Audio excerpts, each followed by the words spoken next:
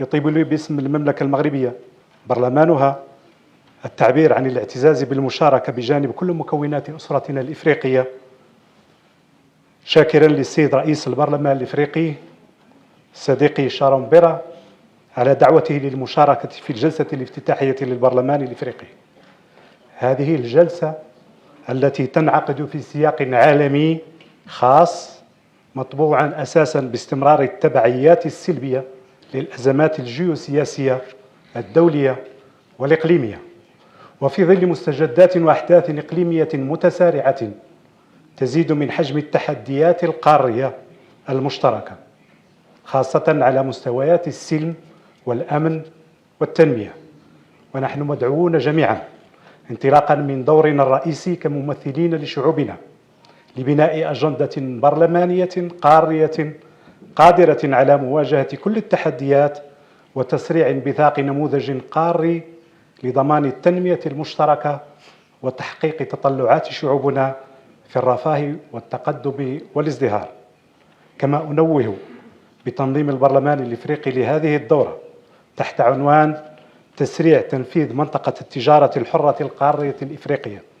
وذلك في انسجام تام مع موضوع الاتحاد الإفريقي لسنة 2023، وهو ما سيجعل من دورتنا الحالية دورة عمل ومحطة رئيسية للمساهمة في إنجاح الورش الاقتصادي القاري الكبير الذي يهدف إلى إنشاء أكبر منطقة تبادل حر في العالم، وبسوق قارية مكونة من حوالي 1.3 مليار شخص وناتج داخلي مجمع يناهز 3.4 تريليون دولار، وهو ما سيمكن من تسريع دينامية التنمية المشتركة وخلق القيمة المضافة القارية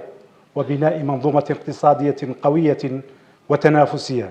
تشكل المدخل الرئيسي نحو آفاق وممارسات وآليات جديدة في مجال التضامن. وهنا اسمحوا لي بأن نذكر بما قاله صاحب الجلالة الملك محمد السادس خلال القمة الاستثنائية للاتحاد الإفريقي بكيغالي حول منطقة التبادل الحر القارية، حيث يقول إن إقامة منطقة للتبادل الحر على الصعيد القاري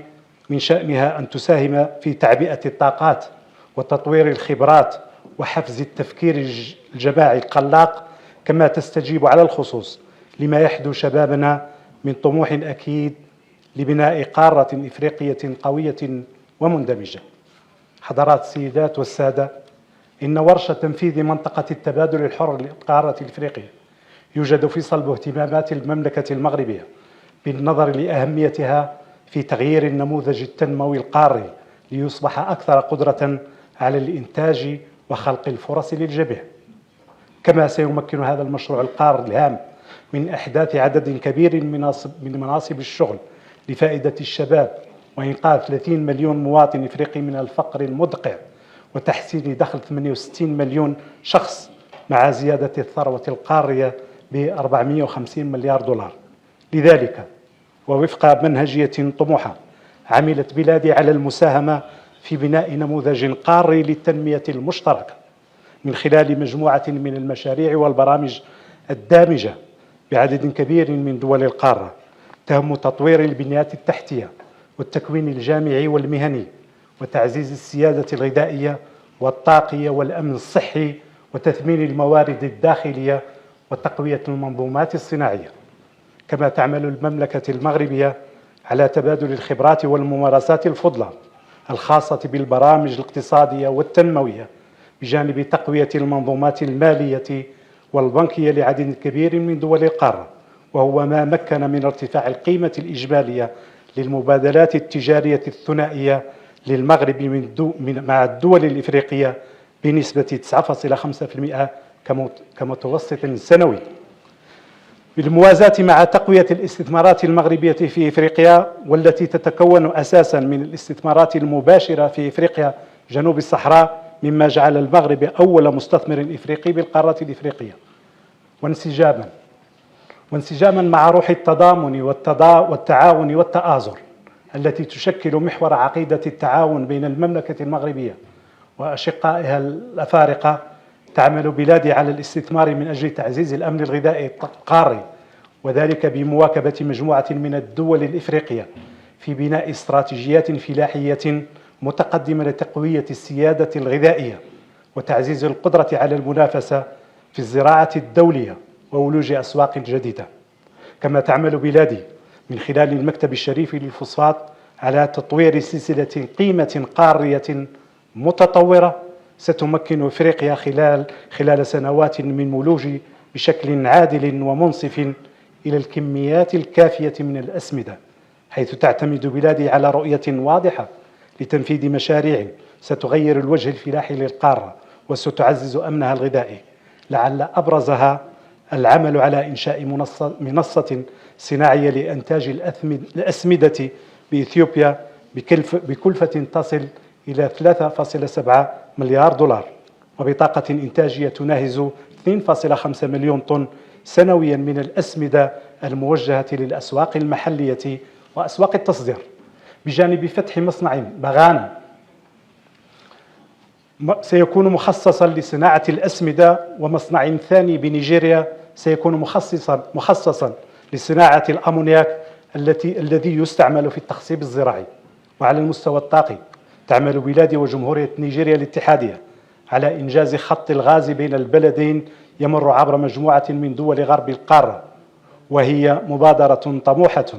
لتثمين القدرات والموارد الإفريقية وإعادة تشكيل الخريطة القارية الإقليمية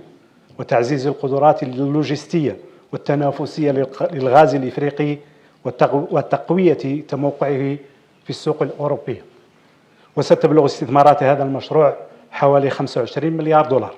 ليصبح بعد تنفيذه أطول أنبوب غاز بالعالم ومحور الخريطة الطاقية الدولية. وكل تلك المبادرات حضرات السيدات والسادة تشكل تعبيرا عن إيمان المغاربة وملوكهم بمبادئ التعاون جنوب جنوب والتضامن والتآزر بين كل الدول القارة الإفريقية، وهو ليس بخيار جديد أو وقتي أو مرتبط بملف، بل هي عقيدة مرجعية في الدبلوماسية المغربية منذ الاستقلال، تجلت في استضافة المغرب ودعم وتدريب جيوش تحرير العديد من الدول الإفريقية من بينها أنغولا والجزائر والموزمبيق والرأس الأخضر لمناهضة الاستعمار، وكذلك دعم حركات التحرر الإفريقي وفي مقدمتها سعي الزعيم الإفريقي العظيم نيلسون مانديلا لتحرير بلاده من نظام الميز العنصري بعد تدريبه العسكري بالمغرب سنة 1962. سيد الرئيس، سيدات والسادة البرلمانيين المحترمين، لقد كانت الكلمات الأولى لجلالة الملك حين عودتنا لكنف العائلة للمؤسسات القارية عنوانا لمكانة إفريقيا عند كل المغاربة، حيث قال جلالته: كم هو جميل هذا اليوم الذي أعود فيه إلى البيت بعد طول غياب، كم هو جميل هذا اليوم الذي أحلم فيه بقلبي ومشاعري وأحملهم إلى المكان الذي أحبه، فإفريقيا قارتي وهي أيضا بيتي. بهذه الكلمات كانت ليست فقط موجهة إلى إفريقيا، بل موجهة أيضا إلى كل المؤسسات المغربية لجعل العمل الإفريقي في طليعة اهتمامات وأولوياتنا، وهو التوجه الذي يعتمده برلمان المملكة المغربية من أجل تطوير التنسيق مع البرلمانات الوطنية والبرلمان الإفريقي والبرلمانات الإقليمية. ونحن نمد أيدينا للجميع من أجل تبادل الخبرات والممارسات الفضلة والعمل على مواجهة التحديات التي تواجهها بلداننا. كما نعبر من هذا المنبر عن دعمنا لكل المبادرات البرلمانية الجادة التي تهدف إلى تعزيز التعاون المؤسساتي والتفكير المشترك في سبيل انبثاق نماذج تعاون برلمانية قارية تواكب الديناميات الثنائية المتعددة الأطراف، خاصة من أجل مواجهة التحديات المرتبطة بالأمن الغذائي وندرة المياه والمخاطر المتنامية للجماعات الإرهابية والحركات والميليشيات المسلحة، ومكافحة استغلال الأطفال في النزاعات المسلحة والهجرة السرية والاتجار في البشر والمخدرات، بجانب تحديات الرقمنة والثورة الصناعية الرابعة ومواجهة التغيرات المناخية وغيرها من المواضيع ذات الاهتمام المشترك قاريا وإفريقيا. إن عزم بلادي على تطوير التعاون والتضامن مع كل الأشقاء الأفارقة لا يضاهيه إلا تشبثها بإنجاح كل الأوراش المؤسساتية التي يعمل على تنفيذها الاتحاد الإفريقي، وفي مقدمتها تقوية دور البرلمان الإفريقي كتعبير فعلي لشعار القارة صوت واحد قارة واحدة. وفي هذا التطوير المؤسساتي الذي يقوم به الاتحاد الإفريقي لن ينجح بدون تضافر الجهود المشتركة وتعزيز الوحدة والاستقرار بكل دول القارة وفق منهجية تمكننا من المرور إلى السرعة التنموية القصوى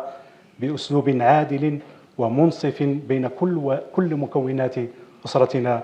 الإفريقية. سيد الرئيس، زميلاتي زملائي، نحن على يقين تام أن المرحلة التي دشنها البرلمان الإفريقي بانتخاب مكتبه الحالي ستكون مليئة بالإنجازات البرلمانية القارية والتطوير المؤسساتي لبرلماننا الإفريقي وتقوية أدائه ومنظومة الحكامة الخاصة به. وستجدون برلمان المغرب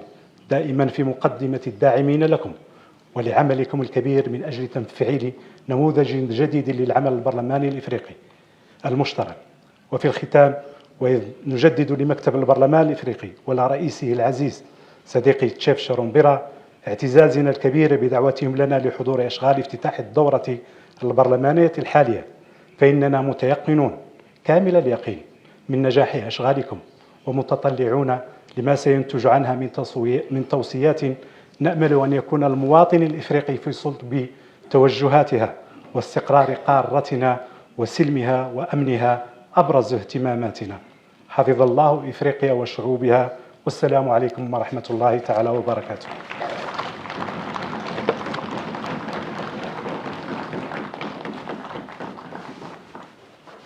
Thank you. Shukran.